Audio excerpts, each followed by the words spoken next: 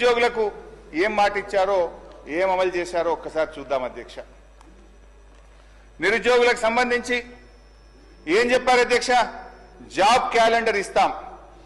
ఏమైంది అధ్యక్ష? ఈ జాబ్ క్యాలెండర్ను కూడా బట్టి గారే మొన్న అసెంబ్లీలో పెట్టారు పోయినసారి. జాబ్ క్యాలెండర్ కాస్త జాబ్లెస్ క్యాలెండర్ అయింది.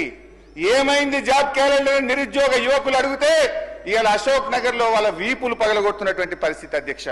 ఇగో ఇది అధ్యక్ష, నేను ఎక్కడ కూడా తప్పు మాట్లాడాను, ఆధారం లేకుండా మాట్లాడాను.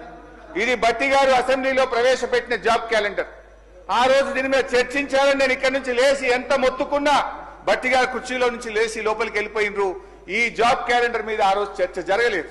ఈ జాబ్ క్యాలెండర్ లో ఏముంది అధ్యక్ష? ఒక్కటన్నా అమలైందా? జాబ్ క్యాలెండర్ జాబ్లెస్ క్యాలెండర్ అయింది అధ్యక్ష. ఈ జాబ్ క్యాలెండర్ లో అక్టోబర్ 2024 గ్రూప్ 1 నోటిఫికేషన్ ఇస్తామని చెప్పారు. అక్టోబర్ 24 ట్రాన్స్కో జెన్కోలో నోటిఫికేషన్ ఇస్తామని చెప్పారు.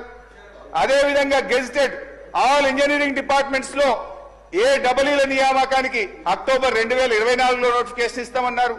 జనవరిలో degree and above level professional services యొక్క గెజిటెడ్ పోస్ట్ నోటిఫికేషన్ ఇస్తామన్నారు.